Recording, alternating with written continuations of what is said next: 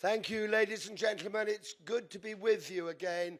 But may I give you a word of warning if you're ever in the position I'm in at this moment.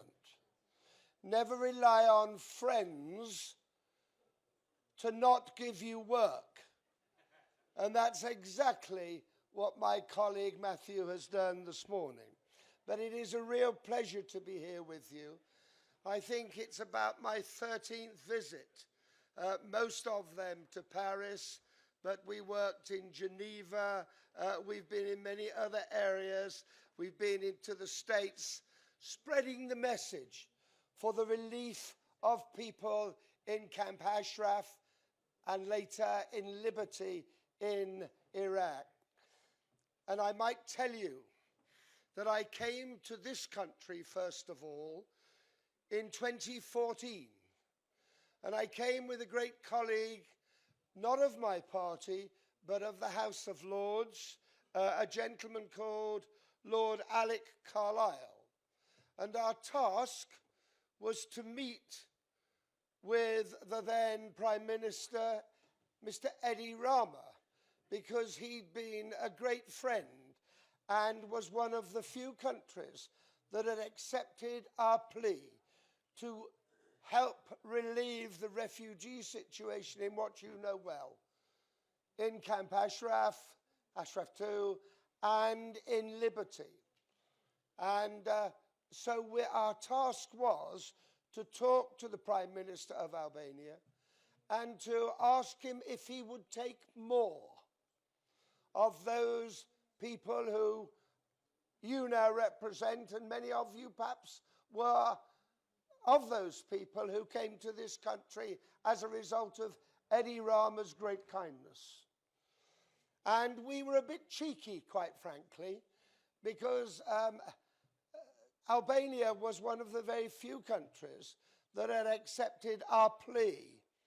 And I was, as you have heard, the president of the international group for the relief of Ashraf II and Liberty. We didn't call it Ashraf II then, we called it Ashraf. Ashraf II and Liberty. And so we pleaded with the Prime Minister, and it wasn't a very hard job to do. He did say to us, well, shouldn't you be going to other countries? Shouldn't you be asking other European countries to do their bit? And we said we were doing that. We were working hard to encourage other nations in Europe to understand the plight of those in Ashraf II and in Liberty. But he did say, and we were delighted, that he would take more people in to Albania. And if I may say so, it's one of the greatest humanitarian acts of my life that he persuaded the Albanian people to do exactly that.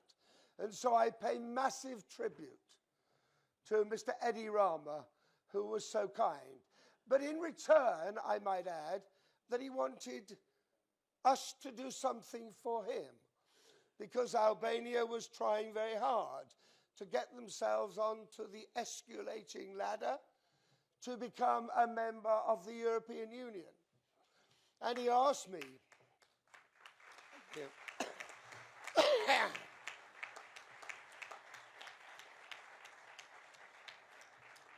thank you. And he asked me if I would write to the then Foreign Secretary of the UK, a gentleman called William Hague, who you might have heard a little of before. And so I wrote to William Hague because Edi Rama wanted, as I said, to get onto that escalator to membership of the European Union. And I understand why that was the case, because we're talking about a very poor country, although having revisited it for this week, I've been amazed at the progress this country has made, quite frankly, and they deserve great credit for what's happened in the last 5 years. But anyway, I wrote to William Hague, Foreign Secretary at the time of the British government, and I said that would he do his utmost to help get Albania onto the ladder, the escalator to membership of the European Union. And that first step was to be designated a friend of the European Union. I got a letter back 2 months later to say that he would do his best, and 6 months after that, that appellation was granted to the Albanian people. And that's the way the world of politics should work. Hand in hand, helping each other, understanding each other's problems, seeing where we can have an impact, we can have an effect, helping those people. And with Albanian people and Edi Rama, it worked. And I want to again pay great tribute to him. Now, he said he would take more. And this great city of Ashraf free shows that he kept his promise. And I was astounded when I came through those gates for the first time a couple of days ago, astounded at the progress that has been made. I might tell you, in my country, it takes 5 years to get planning permission, let alone putting the thing up. And you've done the whole thing in what? A year and a half? Incredible.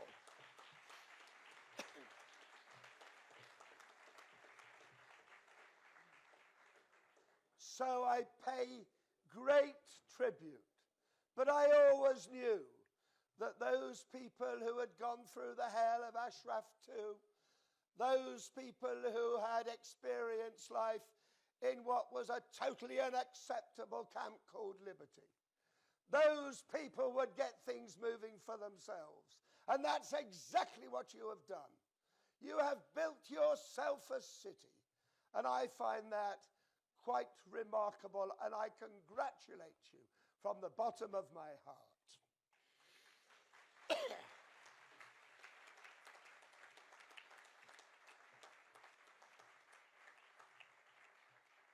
But let me give you a warning. Don't think the work has finished. There's more work to do.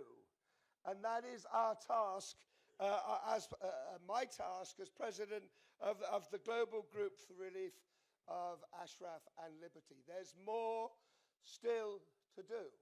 And I just want to give you a little insight in what's happening in my country. You might know that there's an election going on, an odd election, it doesn't happen very often, for the person who shall be Prime Minister of my country, leader of the party I represent. And that election is between a man called Jeremy Hunt, who's the present Foreign Secretary, and another man, an incredible man, called Boris Johnson.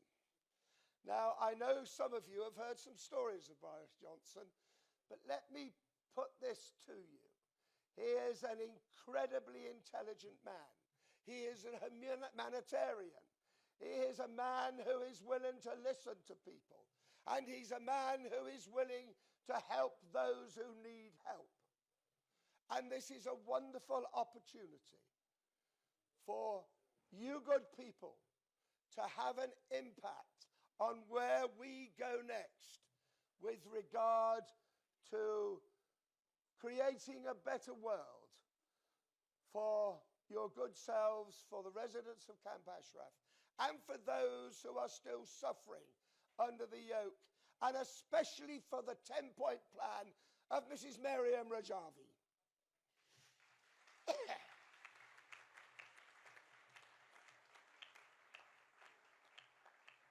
So here is my advice to you. Keep your eye on the election.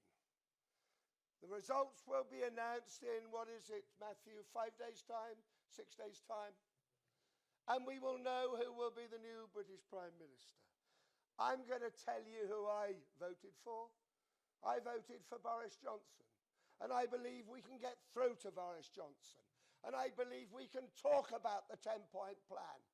And I believe that we can get him to recognize that the answer doesn't lie in Ashraf, doesn't lie in the UK. It relies on how we deal with the Iranian mullahs, and that awful government that we've been fighting against for so long.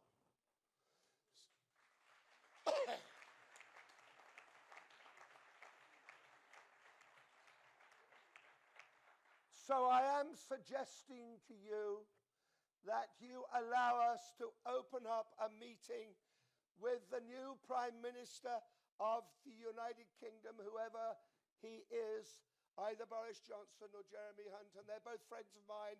I came into Parliament with them, members of the same intake. That we open up that dialogue with them as quickly as possible. And I'm going to call upon Matthew, who is working already by the looks of it. I'm going to call on him to help me to arrange the meetings we need to arrange with the Prime Minister of the United Kingdom, to raise the issue with him, to impress upon him how important the 10-point plan is. Not just for people like your good selves who have been under the yoke of the mullah's regime, but I believe for the people of the world, because I believe that a religious autocracy based on medieval philosophy has no place in the century that we now live in.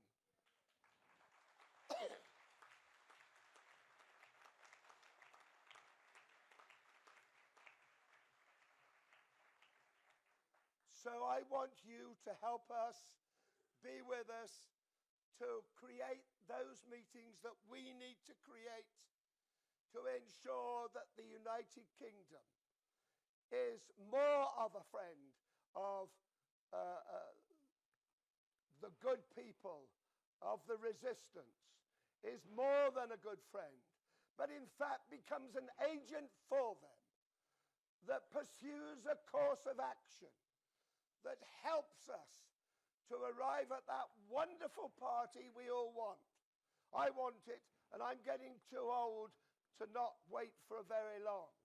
I want to be at that party in Tehran when the mullah's yoke has been thrown off.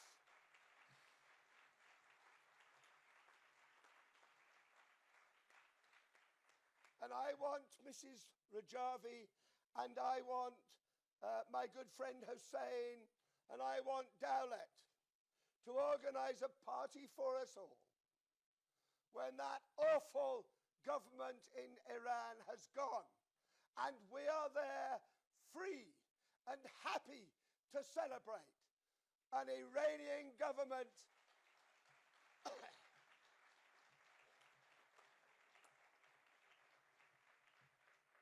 to celebrate an Iranian government fit for the modern world, and not an Iranian government based on the medieval philosophies that we all totally abhor. I wish you so well. You know that because I've come so often to this meeting. I know Matthew wishes you so well. I know you've had many good friends in the United Kingdom. And I want to say to you that we will pledge to pursue a policies that I've just announced to help that day when we're going to have a party in Tehran. And may it be over the next 2 or 3 years, because I haven't got that much time in front of me. I've got a lot behind me, but not that much time in front of me. And I want to be there with you to celebrate that day.